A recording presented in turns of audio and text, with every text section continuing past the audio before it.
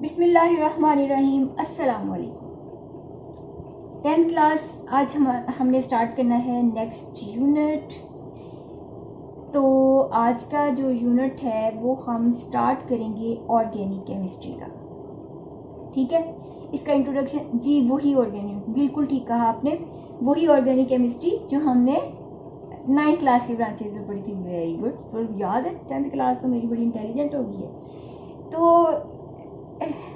जो है ये वाली केमिस्ट्री, इसमें हमने चलो जी अब ज़रा मुझे डेफिनेशन बताएं, उसके बाद मैं सारे डिटेल से बताती हूँ।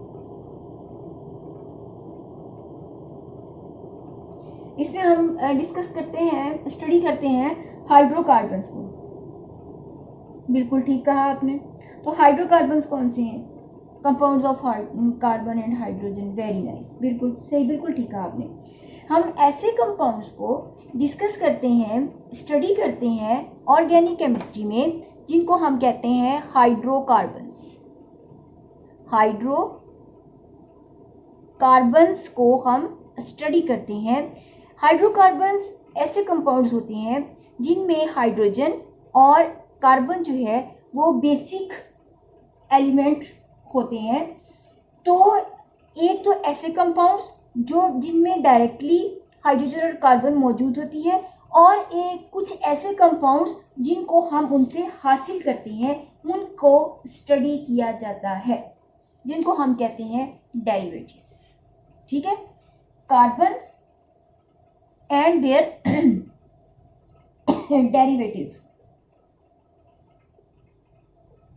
डेरिवेटिव्स।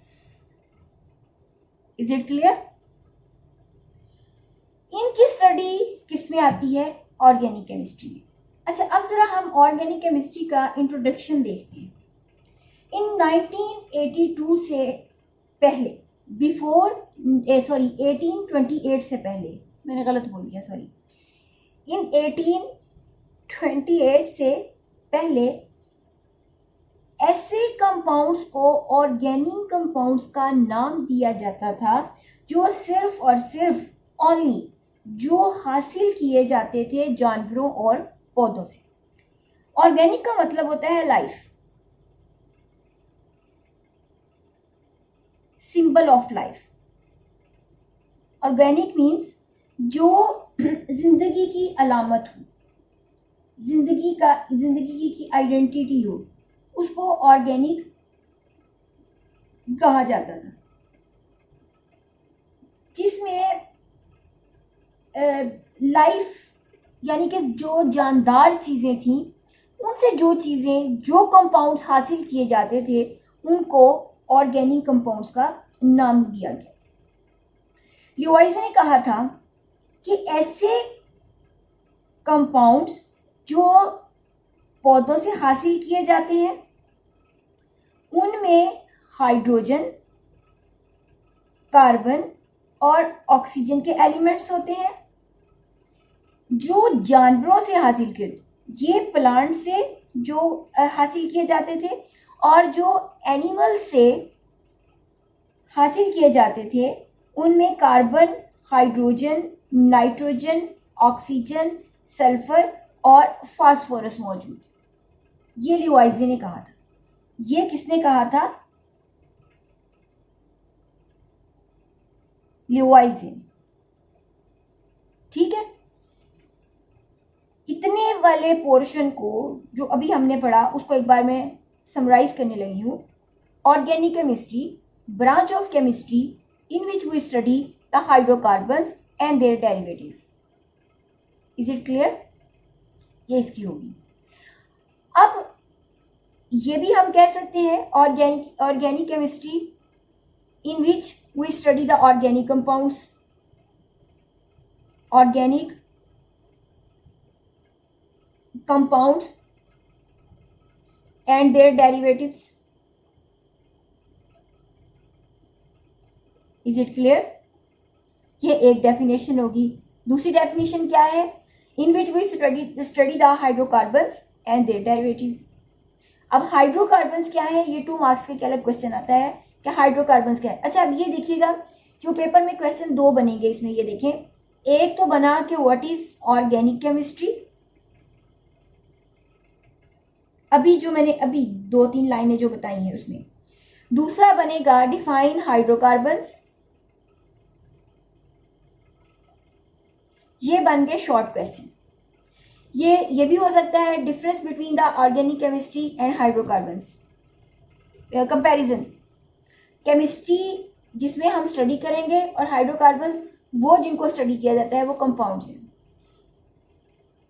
ये भी एक क्वेश्चन है कि हाइड्रोकार्बन्स एंड ऑर्गेनिक कंपाउंड्स क्या चीज़ है, in which hydrogen and carbon are the basic elements जो इनके अंदर मौजूद होता है। उसके बाद ये जो लिवाइजे ने कहा था और ऑर्गेनिक का मतलब क्या है, ये आपका बनेगा एमसीक्यूज। क्लियर कि जो हम पौधों से हासिल करते हैं, जो प्लांट्स से हम हासिल करते हैं, उसमें हाइड्रोजन, कार्बन और ऑक्सीजन हो, और एनिमल से जो हम ये ऑर्गेनिक कंपाउंड्स हासिल करते थे उसमें carbon, hydrogen, nitrogen, oxygen, sulphur और फॉस्फोरस मौजूद होती है। 19वीं सदी में 19th सेंचुरी के बिल्कुल स्टार्ट में एक स्वीडिश साइंटिस्ट था जैकोब बेजलस।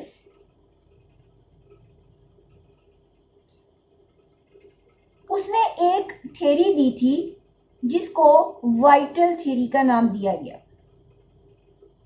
ये क्वेश्चन आपका शॉर्ट और एमसीक्यूज दोनों शक्लों में पेपर में आता है। क्लियर बात। वाइटल थ्योरी क्या है, तीसरा क्वेश्चन बनेगा what is vital theory.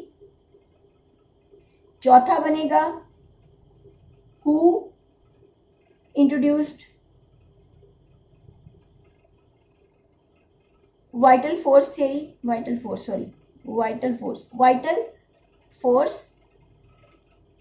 Theory. ठीक है, या साइंटिस्ट के नाम के साथ दिया हुआ होगा कि जैकोब ने क्या जो थ्योरी थी वो इंट्रोड्यूस करवाई थी। ये एक स्वीडिश केमिस्ट था। ये एमसीक्यूज अपनी बुक पे अंडरलाइन कर लिया। आपकी बुक का 52 पेज है। चैप्टर के स्टार्ट में है ये, फर्स्ट पैराग्राफ जो है इंट्रोडक्शन का, उसमें आप साथ में अंडरलाइन कर लीजिएगा बेटा। ये इसने start of the 19th century vital force theory पेश की थी। अकॉर्डिंग टू दिस थ्योरी कि जितने ऑर्गेनिक कंपाउंड्स हैं उनको हम नेचुरली हासिल कर सकते हैं, हम उनको लेबोरेटरी में, लैब्स में नहीं तैयार कर सकते। क्यों? उसकी रीज़न उसने बताई। एक पुरस्कार किस्म की, जिसको हम कह सकते हैं कि अननोन एक कोई ताकत मौजूद है, एक फोर्स मौजूद है,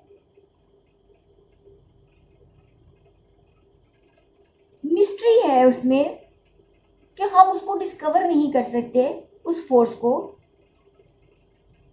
वो पुरस्कारियत जो है वो पैदा करती है ऑर्गेनिक कंपाउंड्स।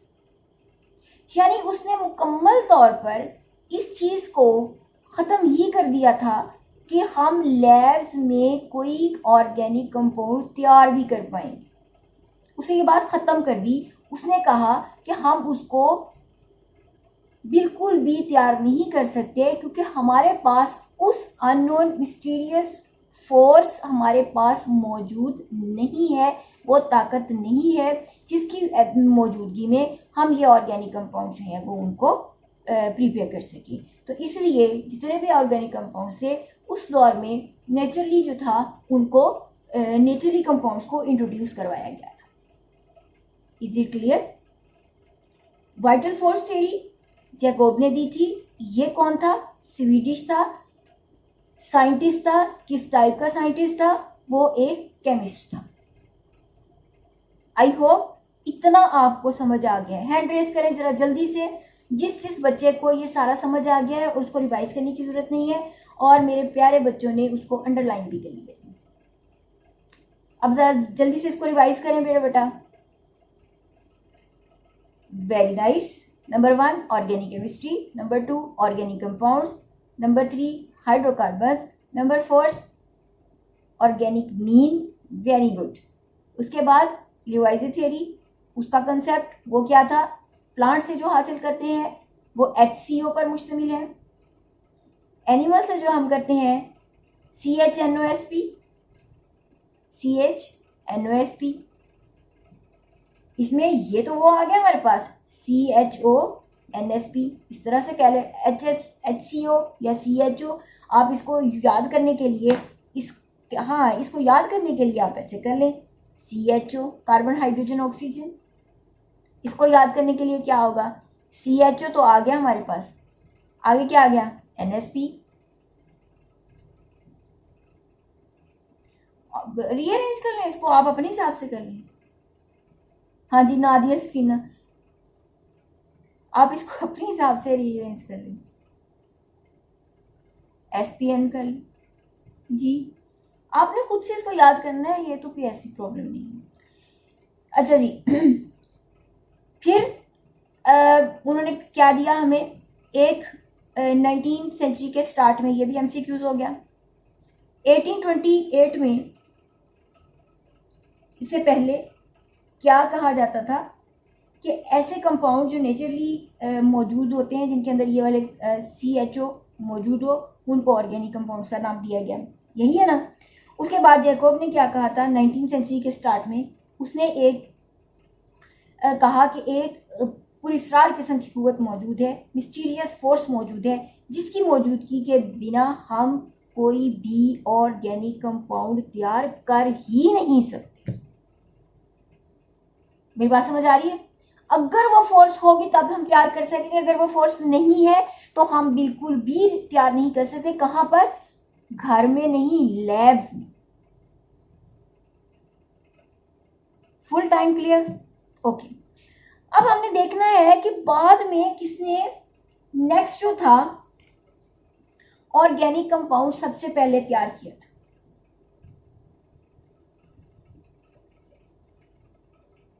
जब वॉलर ने सबसे पहले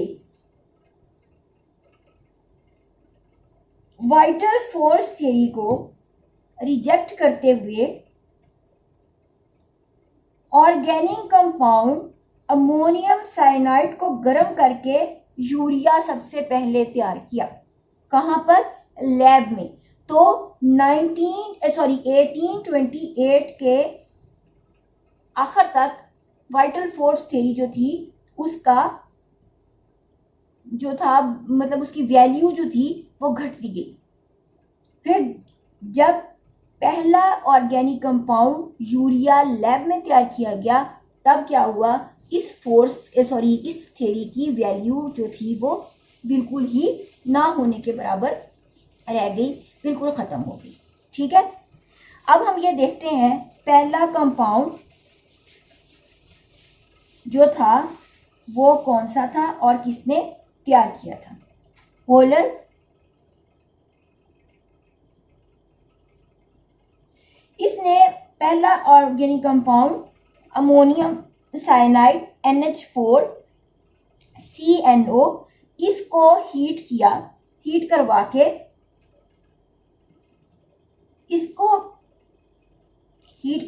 उसने क्या किया, यूरिया जो था उसको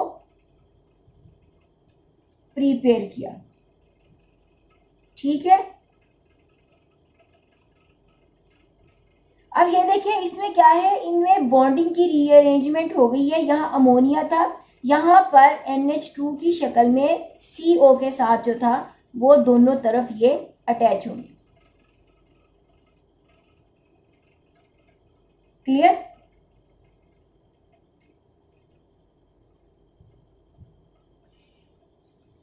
इस वाइटल फोर्स थ्योरी की वैल्यू 1845 में मजीद खत्म हो गई, जब कॉब ने 1845 में लैब में एसीटेट तैयार किया। Acetate CH3COOH, acetic acid. गलत बोल दिया, सॉरी, मैंने एसिटिक एसिड CH3COOH तैयार किया, तब इसकी वैल्यू वर्थ जो थी मजीद ख़त्म होगी। उसके बाद उन रबर, पेंट्स, ठीक है, डिफरेंट किस्म की एंजाइम्स, मेडिसन्स, फर्टिलाइजर्स, पेस्टिसाइड्स, बहुत सारी चीज़ें जो थी वो बाकायदा तौर पर कमर्शियली जो थी वो तैयार होने लगी। अब वो कह रहे हैं तकरीबन 10 मिलियन के करीब जो है, 10 मिलियन जो ऑर्गेनिक कंपाउंड्स हैं पूरी दुनिया में जो है वो उनको तैयार किया जा चुका है। ये सारा जो था ऑर्गेनिक कंपाउंड, ऑर्गेनिक केमिस्ट्री और हमारे शॉर्ट क्वेश्चन और MCQs, ये इंट्रोडक्शन में मैंने सारे आपको बताए। बात यहाँ क्लियर होगी आपकी। अब बच्चे हम इसकी डिटेल देखते हैं। हमने डेफिनेशन कर ली। अब हम ये देखेंगे कि इन ऑर्गेनिक कंपाउंड्स को, अब जाहिर है जब घर में कोई बच्चा इस दुनिया में आता है तो हम क्या करते हैं, उसका नाम रखते हैं। जब इन्होंने लैब्स में तैयार किए, उनको डिस्कवर किया, तब क्या हुआ कि उनके नाम जो थे ऑर्गेनिक कंपाउंड्स के, उनके ग्रुप्स के हिसाब से उनको दिया जाना बहुत ज़रूरी था। फिर उनकी रिप्रेजेंटेशन, क्या हमने उनको कैसे रिप्रेजेंट करना है, उनका फॉर्मूला क्या होगा, फॉर्मूले को क्या नाम दिया जाएगा, ये सारी आफ्टर रिसर्च उन्होंने 4 टाइप्स फार्मूला की निकाली। उन्हें कहा इसका हम 4 डिफरेंट फॉर्म्स में डिस्क्राइब कर सकते हैं फॉर्मूले को। Molecular formula, structural, condensed, dot and cross. 4 types उन्होंने फार्मूलों की तरतीब दी जिससे हम किसी भी ऑर्गेनिक कंपाउंड को डिस्क्राइब कर सकते हैं। ठीक है, इसमें उन्होंने कहा नंबर 1, चूंकि मॉलिक्यूल है, इसको मैंने बड़ी डिटेल, हाँ जी, पहला क्या है कि मॉलिक्यूलर फार्मूला। मॉलिक्यूलर फार्मूले को के बारे में हमने डिटेल से 9th में पढ़ा था, याद है? उसको मैंने बहुत अच्छे तरीके से आपको एक्सप्लेन किया था कि मॉलिक्यूलर फार्मूला जो है वो क्या होता है। अब उस पर हम नहीं करेंगे, 9th का लेक्चर जो है उसको काइंडली आप देख लीजिएगा, ठीक है, एक बार उसको रिवाइज कर लीजिएगा। नंबर 2, दूसरा है स्ट्रक्चर फार्मूला। तीसरा उन्होंने कहा कंडेंस्ड फार्मूला, और 4th है dot cross formula. Dot cross formula, ठीक है। मॉलिक्यूलर फार्मूला, इसमें क्या होगा, एक्चुअल नंबर ऑफ, इसमें एक्चुअल नंबर ऑफ एटम्स जो है उनको हम लिखते हैं। क्लियर? फॉर एग्जाम्पल, हाँ, कोई भी ऑर्गेनिक कंपाउंड है। अच्छा, एक ऑर्गेनिक कंपाउंड की नेमिंग जो है कार्बन की तरतीब और कार्बन के साथ जुड़े जितने भी उसके साथ ग्रुप्स होते हैं उसके हिसाब से उसको पुकारा जाता है। जैसे हम कहते हैं मीथेन है CH4, इसके साथ 4 हाइड्रोजन अटैच होती है। इस तरह से जो लिखना है CH4, इसमें एक्चुअल नंबर हमें साफ पता चलती है कि एक कार्बन है और 4 हाइड्रोजन है, तो ये क्या है, इसका मॉलिक्यूलर फॉर्मूला है। Methane, ethane, methane, ethane, propane, butane, hexane, ये सारे जो हैं इस तरह से लिखना। कार्बन को वो मैं आपको बताती हूँ कार्बन किस तरह से इंक्रीज होगी। तो ये फार्मूले की रिप्रेजेंटेशन जो है वो इसका मॉलिक्यूलर फार्मूला कहलाती है। ठीक है, अगर हम एग्जांपल लेते हैं ब्यूटेन C4H10 के 4 कार्बन और 10 हाइड्रोजन इसमें होती हैं। तो ये जो हमारे पास है इससे हमें क्या पता चलता है, एक्चुअल एटम के कार्बन है, हाइड्रोजन है, कितनी है, 4 है और ये 10 है। एक्चुअल एटम एक कार्बन और हाइड्रोजन से मिलकर बना है और इसमें नंबर ऑफ एटम्स कार्बन के कितने हैं, 1 है, हाइड्रोजन के कितने हैं, 4 है। हम इससे ये फाइंड आउट हमें कर सकते हैं, ये हमें पता चल जाता है, फॉर्मूला देखते हैं कि इसमें क्या चीज मौजूद है। Is it clear? Structure formula, structure formula basically arrangement show करता है, एग्जैक्ट अरेंजमेंट, कि ये जो कार्बन हाइड्रोजन के साथ अटैच है, जैसे मैंने अभी आपसे कहा कि कार्बन सेंटर में आएगी, कार्बन की वैलेंसी 4 पूरी करने के लिए 4 हाइड्रोजन कुछ इसके इर्द गिर्द ऐसे घेराव करेंगे, ग्रुप बना लेंगी। और जैसे कोई बंदर तमाशा करने नहीं आता तो सारे उसके इर्द गिर्द खड़े हो जाते हैं। तो अगर हम कंसीडर करते हैं कि वो बंदर वाला जो बंदर नाच रहा है दरमियान में खड़ा है, तो वो कार्बन है, उसके इर्द गिर्द अवाम है, वो उसके इर्द गिर्द हाइड्रोजन एटम्स है जितने भी हैं। ये उसकी अरेंजमेंट होगी। समझ आ गया? अब तो नहीं भूलेगा ना। अच्छा, इसमें क्या है, 4 कार्बन है और 10 हाइड्रोजन है। अब इनकी अरेंजमेंट कैसे होगी बेटा, इसको जरा ध्यान से देखिएगा। इसका अगर हम स्ट्रक्चर बनाते हैं, स्ट्रक्चर फॉर्मूला, उसमें देखिएगा जरा। ये मैं लिखने लगी हूँ। पहले हम मीथेन का लिखते हैं। ये एक बंदर है, इसके इर्द गिर्द जो है वो तमाशाई है। क्लियर? ये दरमियान में नाच रहा है और ये इसने क्या करना है, इसको सिर्फ 4 की तरफ से ज़रूरत है कि उन्होंने तमाशा दिखाने के लिए 4 के साथ अटैचमेंट की है। वो 4 चीज़ें क्या है, हाइड्रोजन है। गुड, समझ आ गई? चलिए। अच्छा जी, उसके बाद हमारे पास कार्बन 4 है और हाइड्रोजन 10 है। अब ये देखिए क्या कहा। हाँ जी, चले कार्बन। अच्छा, इसमें एक और है, मैं आपको बात बताऊं, ये आगे भी आपके ऑर्गेनिक केमिस्ट्री में काम आएगी। कार्बन कार्बन जब आपस में जुड़ती है, वो कार्बन कार्बन की अरेंजमेंट यूं मैं बता देती हूँ। कार्बन कार्बन जो है सिंगल बॉन्ड से भी जुड़ सकती है, डबल बॉन्ड से भी जुड़ सकती है, ठीक है, ट्रिपल बॉन्ड से भी जुड़ेगी। और जो बाकी इसकी वैलेंसी है वो इसके साथ हाइड्रोजन पूरी करेगी, या कोई और ग्रुप आकर उसके साथ अटैच होके इसकी भूख मिटाएगा 4 की। ठीक है, इसका पेट कैसे भरेगा, इसका खाली पेट जो होगा उसको 4 की जरूरत होगी।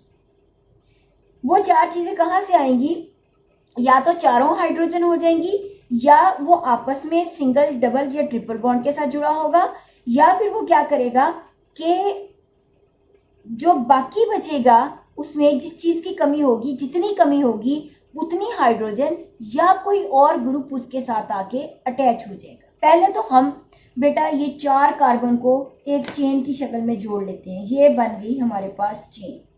स्ट्रक्चर फार्मूला ने सबसे पहले हमें यह बताया कि कार्बन ब्यूटेन में, जहां ANE प्रोनाउंसिएशन में आएगा, उसका मतलब है कार्बन इसके अंदर सिंगल बॉन्ड के साथ जुड़ी हुई है। ठीक है, अब ये क्या है, स्ट्रक्चर फॉर्मूले में जब हमने लिखा तो ब्यूटेन जो है 4 कार्बन इसके साथ सिंगल बॉन्ड के साथ जुड़ गई।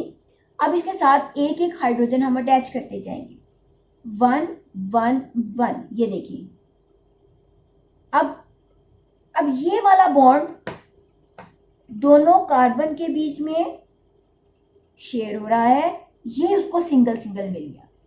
अब ये आधा जो है इस कार्बन का है, आधा इस कार्बन का है, यानी इसका ये एक इलेक्ट्रॉन इधर से आया, एक इलेक्ट्रॉन इधर से आया, दोनों ने इक्वली ये एक बॉन्ड बना दिया अट्रैक्शन से। ये सिंगल बॉन्ड दोनों तरफ शेयर हो रहा है। अब ये 4 इसकी वैलेंसी पूरी होगी। अब नेक्स्ट जो है, अब कार्बन चालाक है, उसने क्या किया, इधर भी शेयरिंग कर ली है, इधर भी शेयरिंग कर ली है। ओके, अब यहां पर अब उसको सिर्फ बाहर से 2 हाइड्रोजन की जरूरत है, तो ये 4 पूरे। बाहर से उसको सिर्फ 2 हाइड्रोजन की जरूरत है, इसका पेपर पूरा। इसने एक क्वेश्चन इधर से नकल कर लिया है, एक इधर से कर लिया है, 2 उसको बाहर से आ गए। आगे समझ? इसका तो 4 पूरे हो गए। नेक्स्ट कार्बन को देखिए, सेम उसने उसको देखा, अरे वाह, इसने तो अपना इस तरह से हिसाब पूरा कर लिया। अब इसने उसी का किया हुआ इधर देख लिया है और इधर से इसने ये वाला क्वेश्चन उतार लिया। आप भी करते हो ना ऐसे, दाएं और बाएं। अब ये जो 2 थे ये इसको आगे पीछे से मिल गए, इसके भी 4 पूरे हो गए। अब ये लास्ट वाला लाइक दिस, इसको एक तरफ से तो मिल गया, अब दूसरी इधर से उसको लेने हैं। ये 4 जो हैं, 3 वो इस हाइड्रोजन इधर से लेगा, 3 एक इधर से, एक इधर से, और एक ये इसके साथ बॉन्ड बना देगा। अब ईच कार्बन अपने 4 पूरे कर रहा है। देखो आई समझ? ये जो बात खोल के बयान की जाए, खोल के स्ट्रक्चर दिखाया जाए, सॉरी अरेंजमेंट दिखाई जाए, उसको हम कहते हैं स्ट्रक्चर फॉर्मूला। बात क्लियर? समझ आई है? गुड। अच्छा, अब इसमें हमने कितनी चीजें देखी? स्ट्रक्चर फॉर्मूला हमें क्या क्या बताएगा? Number 1, carbon carbon arrangement. Number 2, carbon hydrogen, या हम कह सकते हैं अदर जो है वो ग्रुप के साथ इसकी अरेंजमेंट। फिर बॉन्डिंग। बॉन्डिंग मीन कि ये सिंगल है, डबल है, ट्रिपल है। क्लियर होगी बात? नेक्स्ट टाइप करें। उसके बाद है कंडेंस फॉर्मूला। अब हमने सारे एटम्स को यकजा किए हुए एक जगह इकट्ठा देखा, तो वो डिस्क्राइब किसने किया है? मॉलिक्यूलर फॉर्मूले ने। स्ट्रक्चर जिसने खोल के रख दिया सारी चीज को, कि इसके अंदर ये मौजूद है, इसकी फलां की फलां, मसलन क्लास में है, आप इस बेंच पे बैठे हो, इस बेंच पे बैठे हो, आपकी इसके साथ दोस्ती है, ठीक है, आपकी इसके साथ दोस्ती है, आपकी इसके साथ दोस्ती है, ये आपकी सारी फ्रेंडशिप को शो कर दिया। किस वजह से है? Single bonding. आपका जो भी उसके साथ लेना देना है, ठीक। अब उसने दाएं बाएं आगे पीछे कैसे फ्रेंडशिप की है वो भी उसने हमें बता दिया। ये तो उसकी होशियारी है कि उसने अपना पेपर हल करने के लिए इधर से भी देख लिया और इधर से भी देख लिया। इसने भी वही काम किया, इधर से भी देख लिया, इस तरह से भी देख लिया। इसने इधर से भी लेके खा लिया, इधर से भी लेके खा लिया, इधर से भी लेके खा लिया इसने।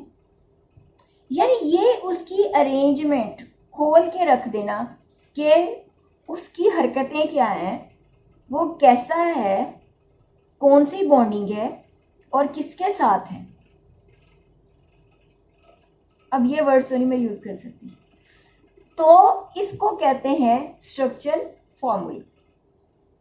कंडेंस में क्या होगा कि हमने देखना है हर कार्बन के साथ कितनी कितनी हाइड्रोजन इकट्ठी हुई हैं, उनको इकट्ठा कर देना, तो वो कंडेंस हो जाएगा। Get together, join together. तो जब ज्वाइन टुगेदर होंगी तो उनके ग्रुप हमारे पास क्लियर हो जाएंगे। फॉर एग्जाम्पल, इसके साथ 3 हाइड्रोजन है तो हम इसको लिखेंगे H3C। इसके साथ 2 हाइड्रोजन है, इसको हम लिखेंगे CH2। इसके साथ 2 हैं नेक्स्ट वाली के साथ, तो इसको हम लिखेंगे प्लस नहीं आएगा, CH2। फोर्थ वाली के साथ अगेन 3 हाइड्रोजन है, हम इसको लिखेंगे CH3। ये स्ट्रेट लाइन में जो होगा उसको हम नॉर्मल ब्यूटेन कहेंगे। इसको हम क्या कहेंगे? Normal n butane. बाकी मैं आपको बाद में बताऊंगी आइसो क्या है, ये वो क्या है। अभी फिलहाल आप सिर्फ इतना समझें कि मॉलिक्यूलर में क्या होगा, इकट्ठा उसमें क्या है, एक जगह पर सारा हम डिस्क्राइब कर देंगे, वो मॉलिक्यूलर हो गया। स्ट्रक्चर में हमने उसकी औकात बता दी कि किसके साथ किस तरह का उसका बिहेव है, किस तरह से उसकी अरेंजमेंट है, वो हमने स्ट्रक्चर में बता दी। कंडेंस में हमने क्या किया, हर कार्बन के साथ, ईच कार्बन के साथ क्या लगा हुआ है, क्या जुड़ा हुआ है। बात क्लियर हुई। अभी ये ग्रुप्स के नाम मैं आपको बात बताऊंगी। अभी सिर्फ हमने उसको सम अप किया कि हर कार्बन के साथ कितनी हाइड्रोजन है। इसका 3 है, 2 है, 2 है, ये 3। अब इनको काउंट करें, 10 पूरी है, 3 तो 5, 3 तो 5, 5 5 जमा 5 10। इसको भी काउंट कर लें, कर ली। ओके, ये क्या है, इसका कंडेंस्ड फॉर्मूला है। अभी मैं सिंपल एग्जांपल से आपको कराऊंगी, अभी नहीं मैंने आगे करवाना, ठीक है। उसके बाद है डॉट क्रॉस फॉर्मूला, ठीक, इलेक्ट्रॉनिक फॉर्मूला जिसे कहते हैं। अब ये देखें डॉट क्रॉस में क्या है, ये भी हमने 9th में किया था, अगर याद हो आपको। HCl का स्ट्रक्चर हमने किया था, मीथेन का किया था हमने, और क्लोरीन का किया था, हाइड्रोजन का किया था, नाइट्रोजन का किया था। ये सारे मैंने आपको समझाए थे, याद है कि नहीं याद है। चले अब ये देखें, हमारे पास इसी की एग्जांपल लेती हूँ मैं कोई और एग्जांपल नहीं यूज करी, ताकि आपको एक स्ट्रक्चर जो है वो अच्छे से पक्के वाला याद हो जाए। 4 कार्बन है, ठीक, हमने इन चारों को एक लाइन से जोड़ा था। हाइड्रोजन को हमने एक लाइन से अटैच करते दिखाया था। इट मीन्स हमने कहा कि ये सारे सिंगल बॉन्ड के साथ एक दूसरे के साथ अटैच्ड हैं। Is it clear. अब बच्चों हम क्या करेंगे, हम 4 कार्बन्स तो लिख लेंगे ऐसे, ये तो हमने स्ट्रक्चर में लिख लिया। एक मिनट, ये तो हमने स्ट्रक्चर में लिख लिया। अब हम डॉट क्रॉस में कैसे लिखेंगे, कोई बताएगा मुझे। हाँ जी, ये लाइन नहीं लगाएंगे, वेरी गुड, बिल्कुल ठीक कहा, कि हम इसको किससे रिप्रेजेंट करेंगे। एक जो एटम है उसके इलेक्ट्रॉन को हम डॉट से, और दूसरे के एटम को हम क्रॉस से शो करेंगे। इस रिप्रेजेंटेशन को हम क्या कहते हैं, डॉट क्रॉस फॉर्मूला। इस तरह से इनके साथ हमने बॉन्डिंग को शो करना है। अब कार्बन की जितनी है उसको हम डिफरेंस करने के लिए एक तरफ डॉट के साथ शो करेंगे, एक तरफ उसको हम किसे शो कर देंगे, हम उसको इसके साथ शो करेंगे क्रॉस के साथ। मसलन ये हमारे पास कार्बन है, ये कार्बन है, इसको हमने डॉट से शो किया है, ये ठीक, ये इज इट क्लियर,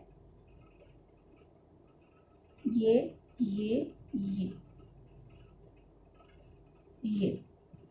अब ये देखिए, पहली कार्बन, इसके साथ हम हाइड्रोजन का, ये हमने कार्बन के इलेक्ट्रॉन को शो किया है डॉट के साथ, और इसके को हाइड्रोजन को हम शो करेंगे क्रॉस के साथ, और साथ हाइड्रोजन लिख देंगे। क्लियर। अब ये अगर डॉट के साथ है, हम इसको क्या किससे शो कर लेंगे, क्रॉस के साथ शो कर लेंगे। दोनों का फर्क करना है हमने, और कोई वजह नहीं है।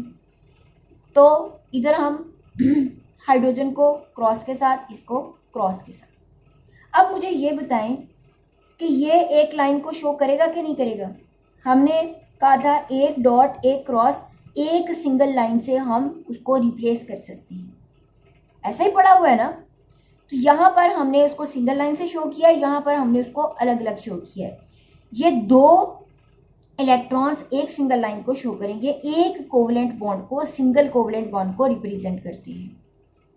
उसके बाद नेक्स्ट में देखें, इसी के साथ मैं इसको शो करूंगी, ये हाइड्रोजन, सॉरी। अब इसका जो है, इससे डिफरेंस करने के लिए इधर हम क्रॉस से कर देंगे, इधर हाइड्रोजन, इधर हाइड्रोजन, इधर हाइड्रोजन, और ये हमारे पास जो है इसको हम, इसको हम किससे शो करेंगे, डॉट के साथ, और इस वाले को हम किससे करेंगे, क्रॉस के साथ। अब अगर हम इसे रिप्लेस करना चाहें, देखें जरा, एक एक एक एक, 1 1,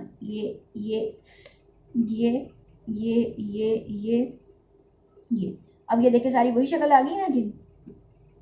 समझ आ गया, वेरी गुड। अब इस तरह से जो शो करना है वो क्या हो जाएगा, डॉट क्रॉस फॉर्मूला, जिसको क्या कहा जाता है, इलेक्ट्रॉनिक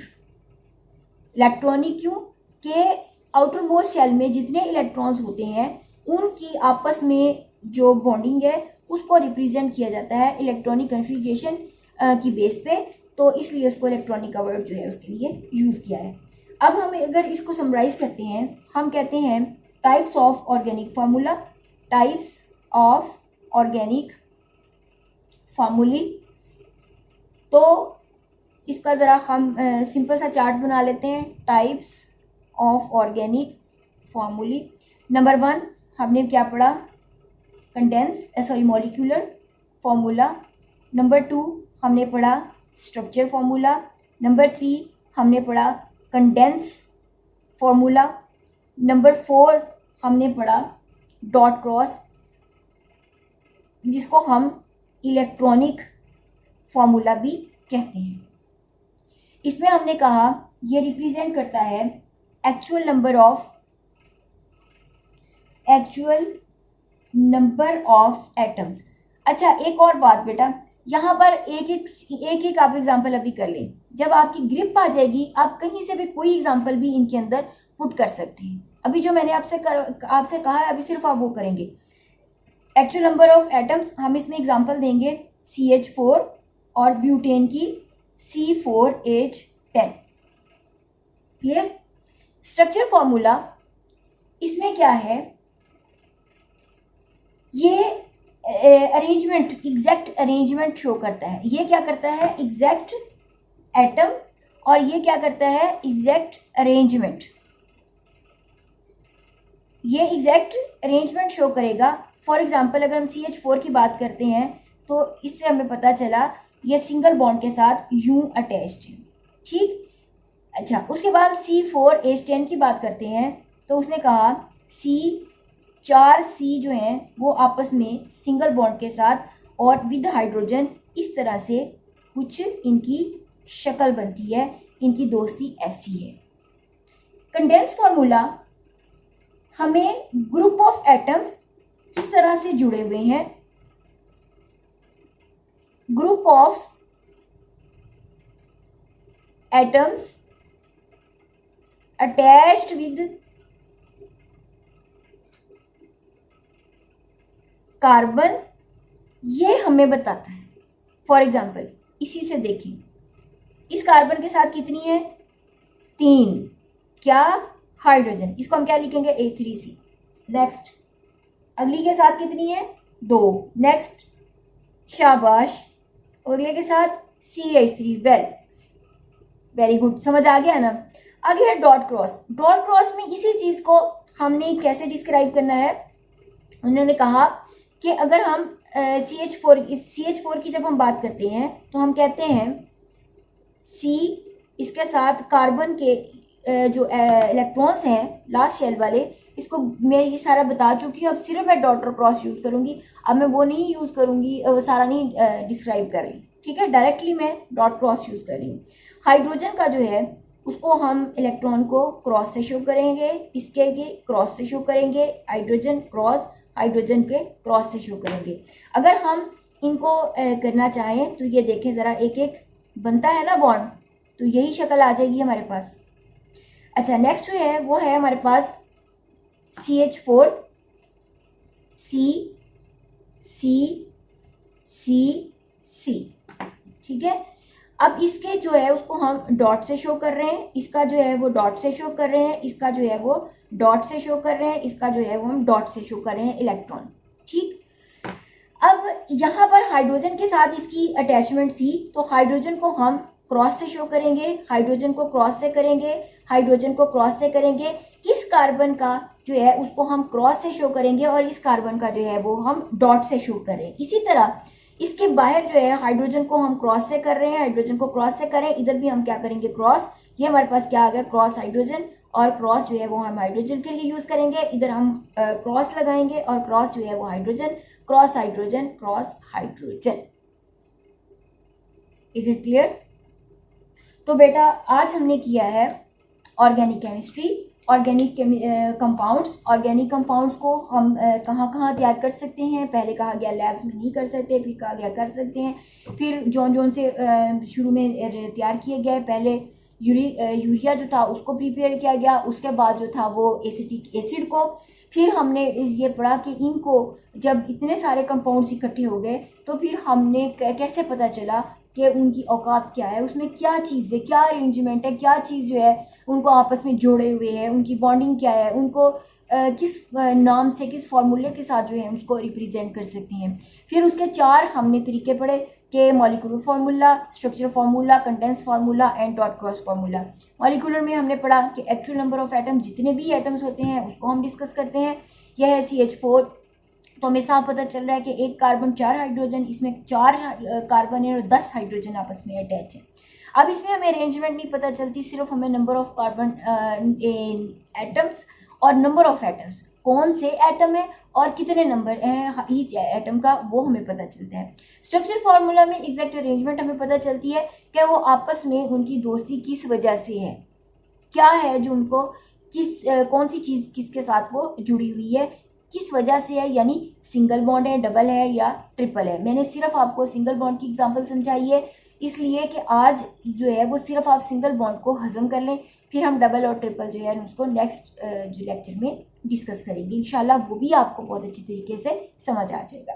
उसके बाद है कंडेंस। अब ये अरेंजमेंट हमें सिंगल हाइड्रोजन के साथ थी। अब हमने देखा कि कंडेंस में हर हाइड्रोजन के साथ कौन सा ग्रुप है, ग्रुप के नेम अभी मैंने नहीं बताए, हाइड्रोजन की अरेंजमेंट मैंने आपको बता दी है कि कितनी कितनी हाइड्रोजन जो है उसके साथ अटैच। उसके बाद ये जो इस तरह से स्ट्रेट लाइन में कोई भी स्ट्रक्चर किसी भी ऑर्गेनिक कंपाउंड का लिखा जाता है, उसके साथ स्मॉल n के साथ उसका नेम लिखा जाता है। नेम जो है नंबर ऑफ कार्बन एटम्स जितने होते हैं उनकी बेस पे उसको नेमिंग दी जाती है। इसमें 4 हैं तो इसके लिए ब्यूटेन, जहाँ पर ब्यूटेन का वर्ड होगा, ब्यूट का मतलब होगा उसका अंदर होता है कि 4 का इसमें कार्बन मौजूद होती हैं, वो ब्यूटीन हो सकता है। तो इस तरह से तो नेक्स्ट हमने कहा कि डॉट क्रॉस फार्मूला, जिसको हम इलेक्ट्रॉनिक फार्मूला कहते हैं, कि हम एक जो एटम होगा उसके नंबर ऑफ इलेक्ट्रॉन्स को हम क्रॉस से शो करेंगे और दूसरे को हम डॉट से शो करेंगे। इस तरह से हम उनका आपस में जुड़ाव, यानी कि उनका जुड़ना जो है वो हम शो करेंगे, उनकी आपस में बॉन्डिंग शो करेंगे, और इस तरह से जो हम स्ट्रक्चर डिस्क्राइब करेंगे उसको हम डॉट क्रॉस फार्मूला कहते हैं। Is it clear? I hope सब बच्चों को समझ आ गया है। इंशाल्लाह नेक्स्ट क्लास में हम नेक्स्ट टॉपिक के साथ ऑर्गेनिक केमिस्ट्री को ही डिस्कस करते हुए दोबारा से हाजिर होंगे। तब तक के लिए अल्लाह हाफिज़।